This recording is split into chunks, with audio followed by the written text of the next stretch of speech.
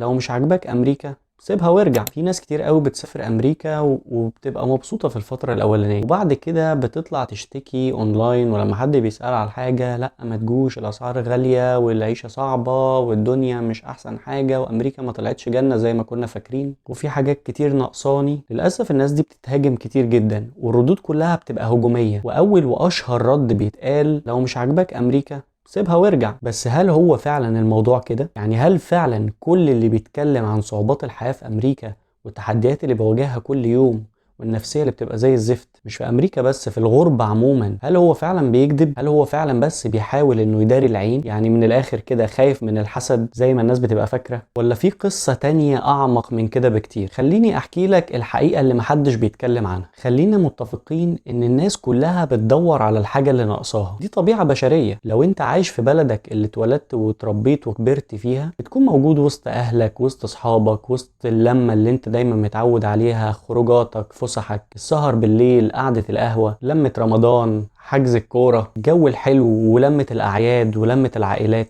بس هنا مع الأسف بيكون ناقصك حاجة من نوع تاني، وهي الماديات، بالبلدي كده الفلوس. وزي ما قلنا في البداية ان الإنسان دايما بيدور على الحاجة اللي ناقصاه، فانت هنا دايما بيبقى بالك مشغول بانك ازاي تجيب فلوس، ازاي تكون مستقبلك، خصوصا لو شاب فانت بتفكر تسافر عشان تحقق أحلامك، تحقق ذاتك، تلاقي الفلوس. بس للأسف لما بتسافر بتتصدم بحاجة ولا كانت على البال ولا كانت على الخاطر، حتى لو كنت بتفكر فيها وعارف انك هتواجهها. صعوبة الموضوع غير انك شايفه على الورق او شوية بوستات على السوشيال ميديا، هو انك يمكن تلاقي الفلوس لكن بيضيع منك قصادها حاجات تاني كتير قوي، وهي الحاجات اللي اتكلمنا عليها في البداية، هي اللمة والعيلة والصحاب وقعدة القهوة والخروجات والفسح وغيره. من الاخر اللحظات العفوية اللي كانت بتدي لحياتك معنى، لون وطعم. الحقيقة بقى ان الناس اللي بتسافر او بتهاجر بتبقى فاكرة ان السفر او الهجرة هيخليها تجمع ما بين الحاجتين، الفلوس والسعادة والراحة اللي كانت عايشاها في بلدها. بس الحقيقة الصادمة بقى،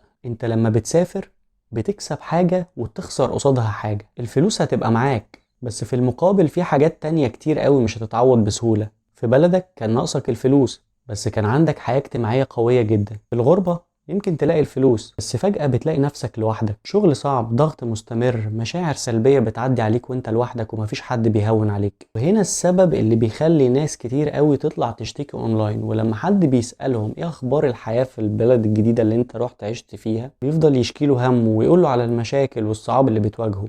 هو هنا مش بيكذب، مش لانهم ندموا على السفر، مش لانهم بيشحتوا تعاطف، مش لانهم بيداروا العين زي ما الناس بتقول، لكن لانهم بيدوروا على حاجات تانية بقت ناقصاهم. الحقيقة يا صديقي ان مفيش مكان في العالم مثالي، مفيش بلد جنة، انت لسه على الارض، ومفيش قرار من غير تمن. لو قررت تسافر لازم تبقى فاهم انك هتكسب حاجة وهتخسر قدامها حاجة. والسؤال اللي لازم تسأله لنفسك قبل ما تاخد اي خطوة، ايه الحاجة اللي هخسرها وهل انا مستعد ان انا اخسرها ولا لا؟ قولي في الكومنتات لو انت عندك الاختيار، تفضل الفلوس والاستقرار في الغربة ولا حياتك في وطنك وسط عيلتك واصحابك؟ لو عجبك المحتوى ده ما تنساش تشترك في القناة عشان تشوف كل الحلقات اللي جاية. سلام، ربنا معاك.